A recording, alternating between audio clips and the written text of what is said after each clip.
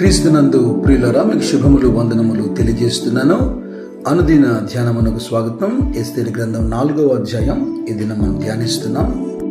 సకల సంస్థానములలో ఉన్నటువంటి యూదులందరినీ ఒకే దినం హతమార్చాలని రాజాజ్ఞ బయలుదేరిన సంగతి మొర్దెకై వినినప్పుడు తన బట్టలు చింపుకొని గోనెపట్ట వేసుకొని బూడిద పూసుకొని పట్టణము మధ్యకు బయలువెళ్ళి మహాశోకముతోనూ రోదనముతోనూ రాజు గుమ్మము ఎదుటికి వచ్చాడు మొర్దెకై.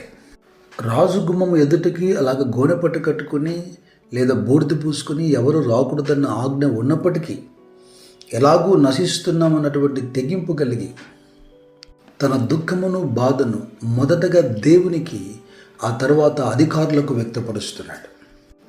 కేవలం మొర్దెకై మాత్రమే కాదు, కానీ ఏ సంస్థానాలకైతే ఆ పత్రికలు వచ్చాయో అక్కడ ప్రజలు, యూదులందరూ కూడా ఇలాగే గోనెపట్టు కట్టుకొని బూడిద పూసుకుని ఉపవాసం ఉండి మొరుపెడుతున్నారు. ఇలాగున వస్త్రములు చింపివేసుకొని గోనెపట్ట కట్టుకోవడం లేదా బూడిద పూసుకోవడం అనేది గొప్ప దుఃఖమును వ్యక్తపరచడానికి అది సాదృశ్యంగా ఉంది. కొన్ని సందర్భాల్లో అది పశ్చాత్తాపానికి కూడా కారణం. కొన్ని ఆధ్యాత్మికమైనటువంటి విషయాలు మనం ఇక్కడ నేర్చుకోవాలి. యెహోషువ గ్రంథంలో మీరు 7వ అధ్యాయంలో గమనిస్తే దేవుని ప్రజలు ఓడిపోతున్నప్పుడు అది చూసి యెహోషువ కూడా తన వస్త్రాలు చింపుకున్నట్టుగా మనం చూస్తాం. యెహోషువతో పాటు ఇజ్రాయెల్లో పెద్దలు కూడా అలాగా ఉపవాసం ఉండి సాయంకాలం వరకు నేలపడినట్టుగా మనం గమనిస్తాం. అయితే ఆశ్చర్యకరమైన విషయం ఏంటంటే అక్కడ 10వ వచనంలో దేవుడు యెహోషువతో అంటాడు, నీవేళ ఇక్కడ ముఖము నేల మోపుకొందువు, లెమ్ము అంటున్నాడు. పరిష్కారం చేసేటువంటి విషయాలు మన చేతుల్లో లేనప్పుడు మనం ఉపవసించి ప్రార్థించడం తప్ప మరేమీ చేయలేము. అయితే కొన్ని సందర్భాల్లో పరిష్కారం అనేది మన చేతుల్లో ఉంటుంది. ఆ సమయంలో కేవలం దీని ఒక యాక్ట్ లాగా ఉపయోగించుకొని ఉపవసించి ప్రార్థించడం ద్వారా ఫలితమేం లేదు. సమూయేలు 2వ గ్రంథంలో 1వ అధ్యాయంలో 11వ వచనంలో చూస్తే సౌలు యోనాతాను యొక్క మరణపు వార్త విన్నటువంటి దావీదు, దుఃఖంతో దావీదు వస్త్రాలు చింపుకున్నాడు. తనతో ఉన్న వారందరూ కూడా అలాగనే చేశారట. సంఘమునకు కానీ లేదా మన సహోదరులకు కానీ ఇటువంటి తీవ్రమైన సమస్యలు కలిగినప్పుడు ఆ వార్త మన చెవిన పడినప్పుడు మనం మౌనంగా ఉండకూడదు. ఏలయనగా సమస్య అనేది ఈ రోజున వారిది కావచ్చు, రేపటి దినాన మనది కావచ్చు. ఏదో కాస్త సానుభూతి కనుపరిచి మౌనంగా ఉండడం కాదు. ప్రవక్త అయిన యోబేలు అంటున్నాడు, ఇప్పుడైనా మీరు ఉపవాసం ఉండి కన్నీరు విడుచుచు దుఃఖముగా మనపూర్వకంగా మీరు ప్రార్థన చేయమని, వస్త్రములు చింపుకునే ప్రాచీన పద్ధతిని అవలంబించకుండా మీ హృదయములను చింపుకోమని. అలాగైన శాపము ఆశీర్వాదకరముగా మారును. సమస్యలను పరిష్కరించుకునేటువంటి మొట్టమొదటి అస్త్రం ప్రార్థన అయితే చివరి అస్త్రం కూడా ప్రార్థనే. ఇక ఎస్తేరు గ్రంథంలో ఈ 4వ అధ్యాయంలో 4వ వచనం నుండి 17 వచనాల వరకు మొర్దెకైకి ఎస్తేరుకి మధ్యలో జరుగుతున్నటువంటి కాన్వర్జేషన్ మనం చూద్దాం. మొర్దెకై ఈ విధంగా వస్త్రాలు చింపుకొని గోనెపట్ట కట్టుకొని బూడిద పూసుకొని నడివీధుల్లో ప్రలాపిస్తున్న సంగతి ఎస్తేరు వినినప్పుడు కలత చెంది వెంటనే ఆ వస్త్రాలు తీసివేసి వేరు వస్త్రాలు ధరించమని ఓ కొత్త వస్త్రాలను మొర్దెకై దగ్గరికి పంపింది. కారణం తెలియక ముందు ఎస్తేరు ఇలాగా ప్రవర్తించింది.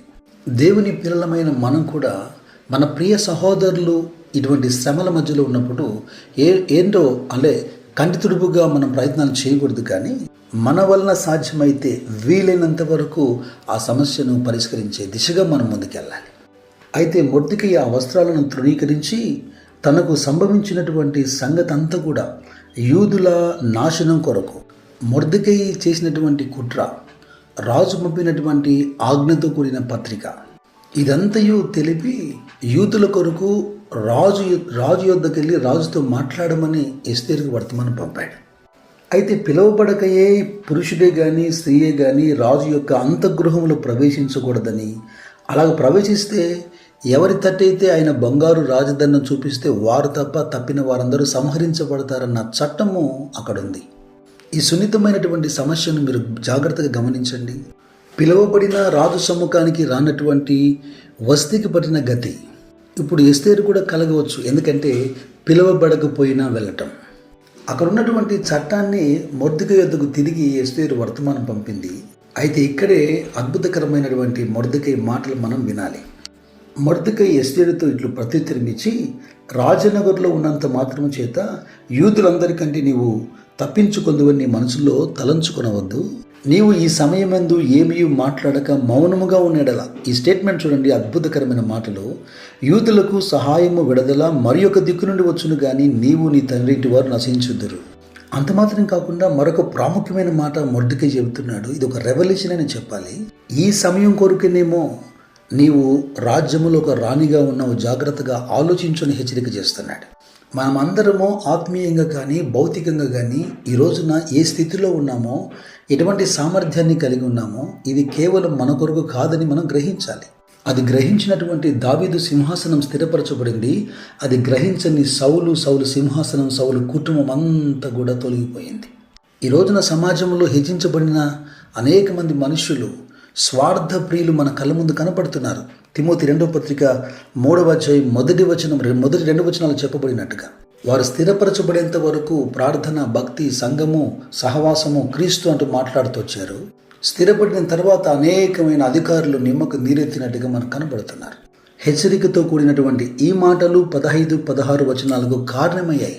అప్పుడు ఎస్తేర్ అంటుంది, పిలవబడకపోయినా నేను రాజు సమ్ముఖానికి వెళ్తాను, నేను నశిస్తాను. అయితే మీరు యూదులందరినీ పోగు చేసి ఉపవాసం ఉండి నా కొరకు ప్రార్థన చేయండి, నేను నా చెలికత్తలు ఉపవాసం ఉండి ప్రార్థిస్తాను.